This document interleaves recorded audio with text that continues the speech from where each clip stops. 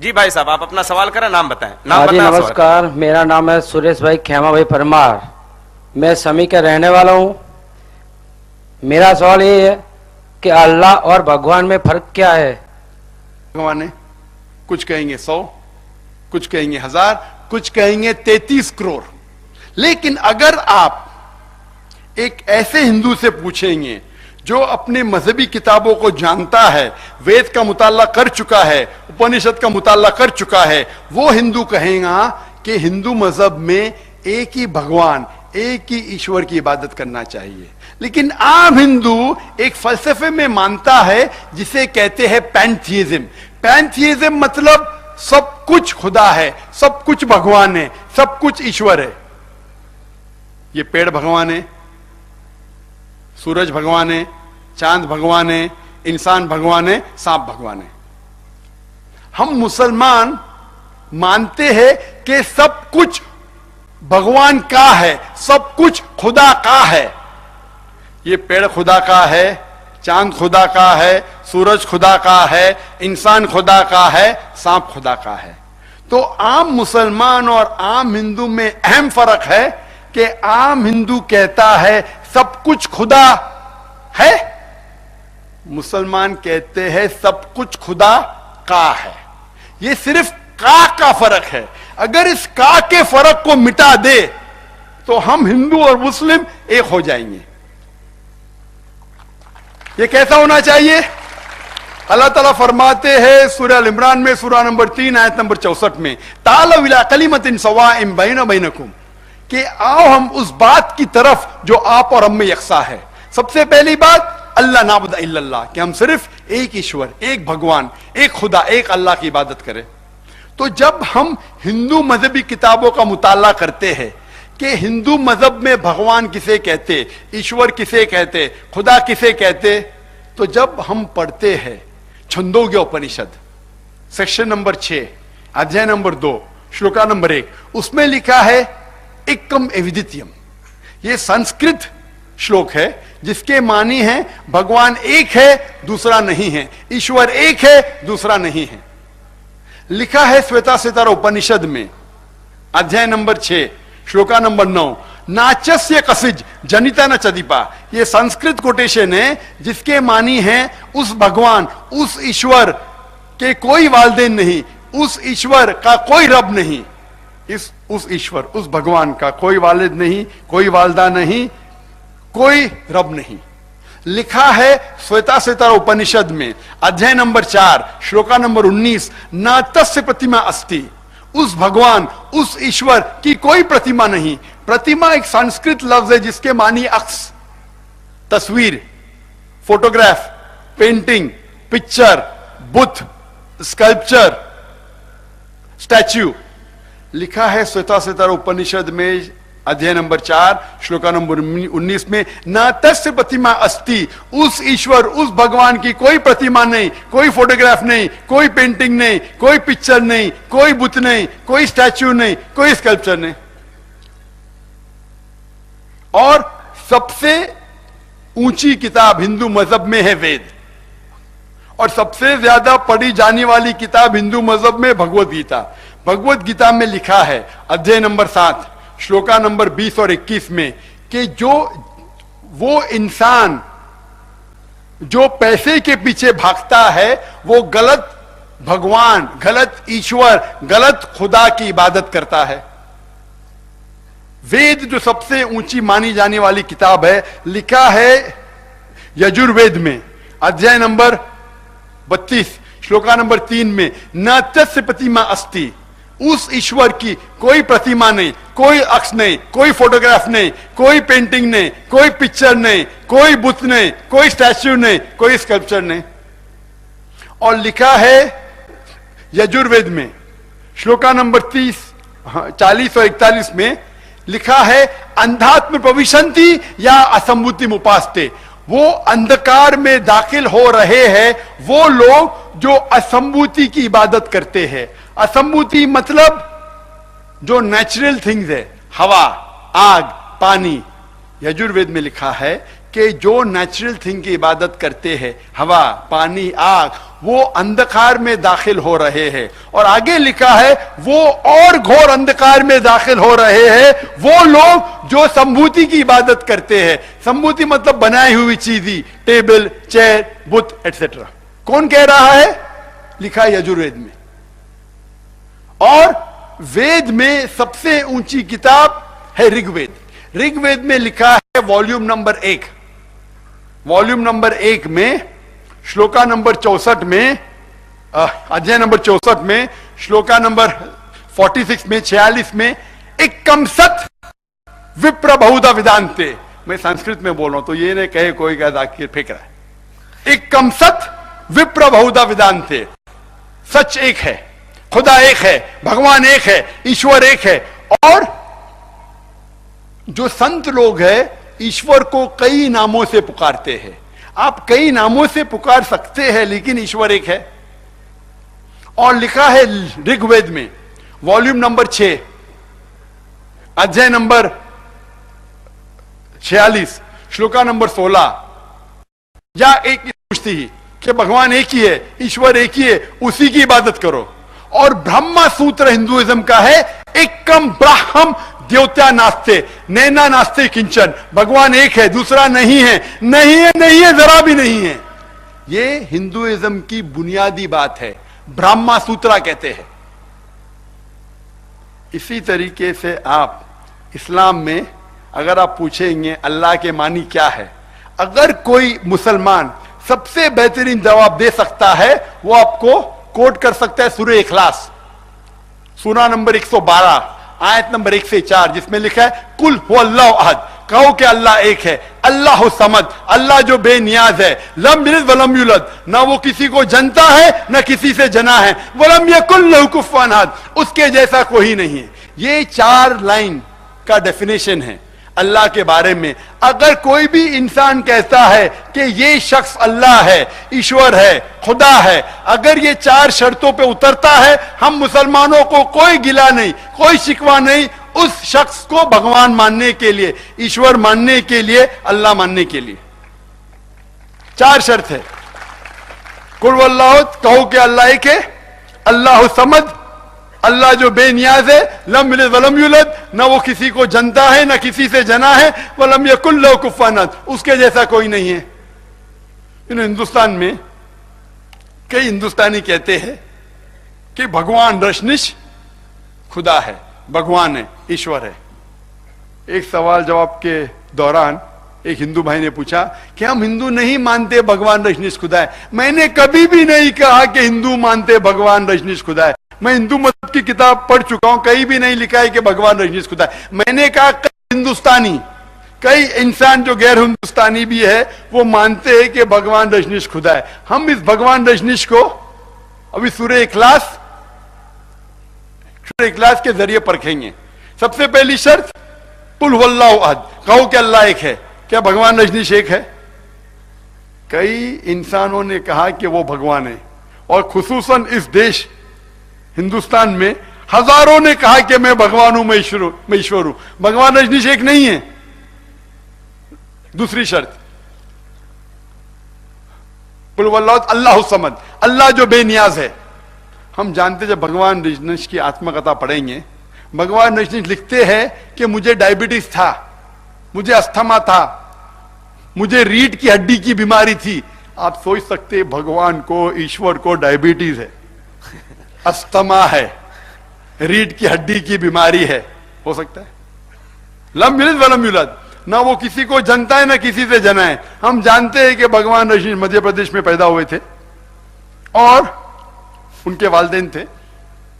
वो सन 1981 में जाते हैं अमेरिका, और एक स्टेट, एक इलाका है जिसे कहते हैं ओरेगॉन, अपना सेंटर शुरू करते जिसे कहते हैं रजनीशपुरम।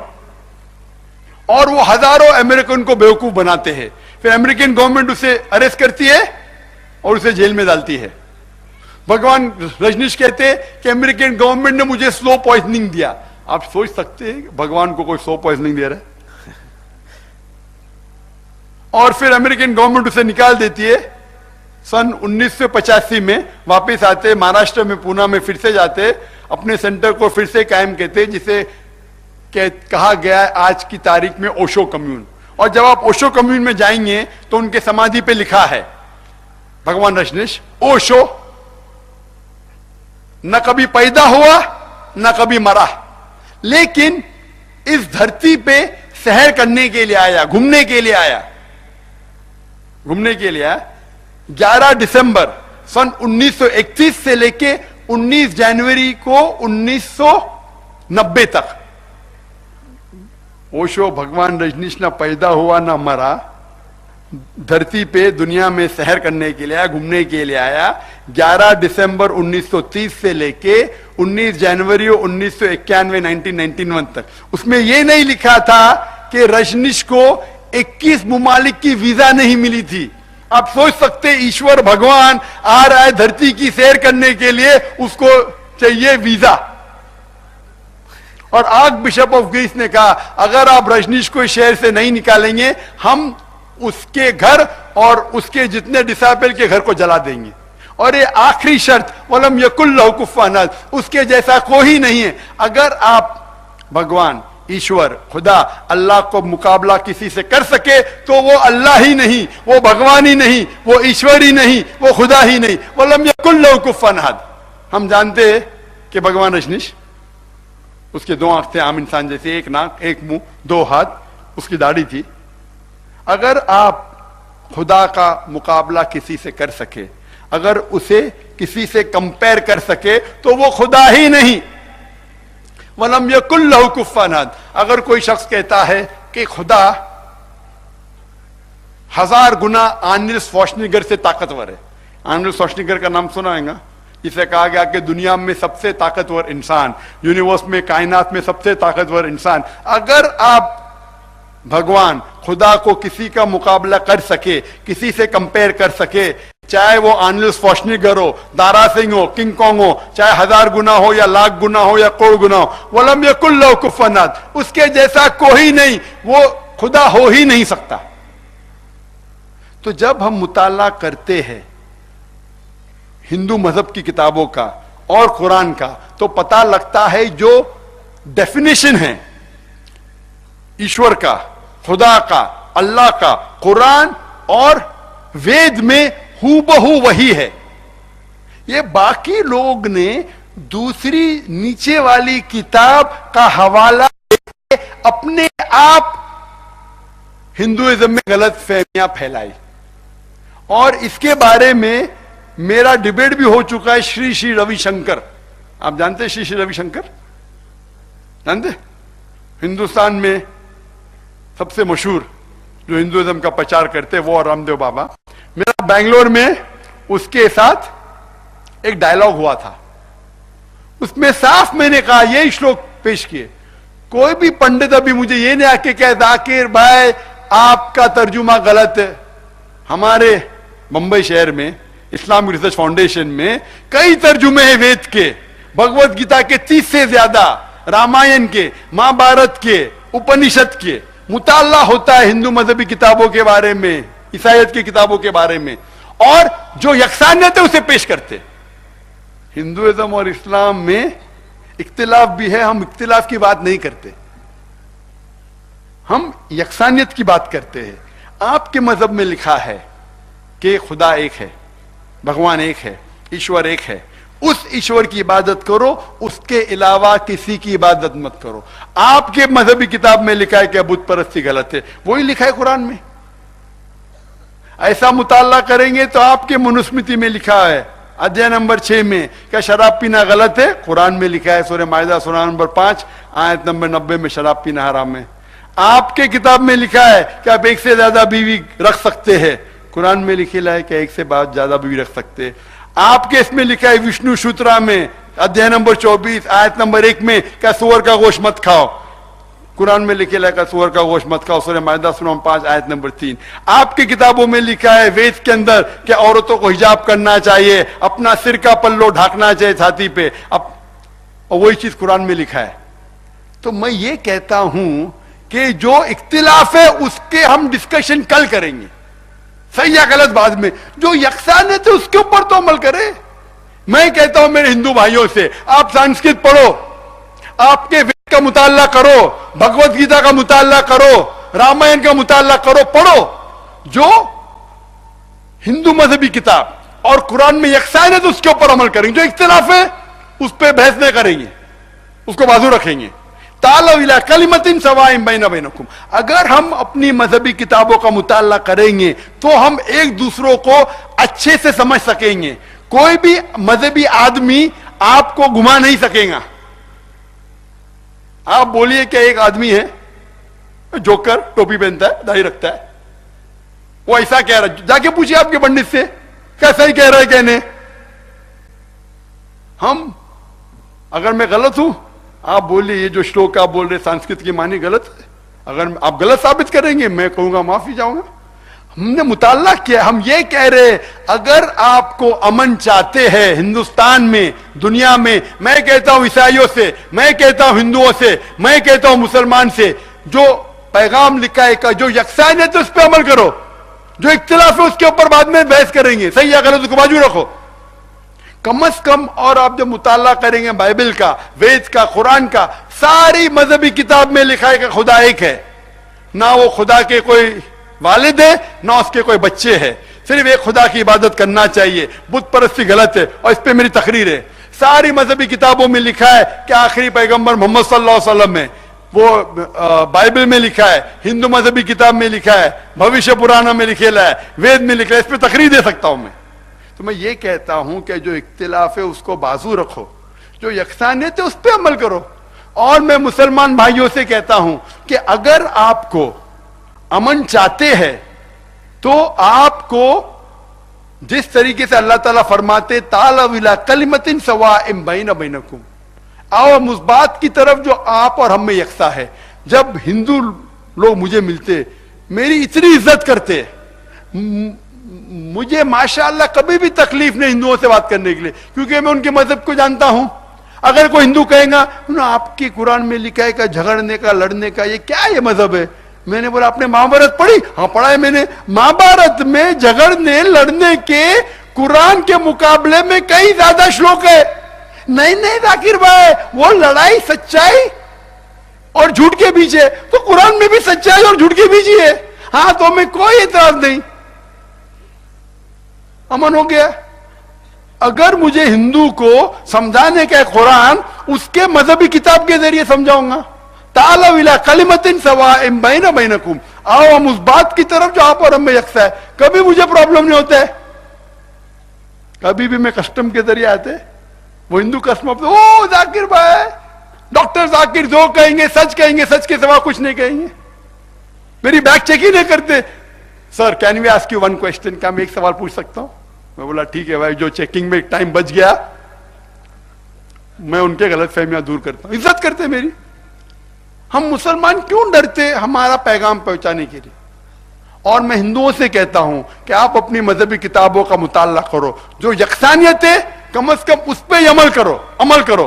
जो इख्तिलाफ है वो बाद में डिस्कस करेंगे, सही या गलत, इसके ऊपर अमल करेंगे। इंशाअल्लाह इस देश, इस दुनिया में अमन कायम हो जाएगा। और एक कॉन्फ्रेंस का मौजू भी है अमन, और इस्लाम में ही अमन का हल है।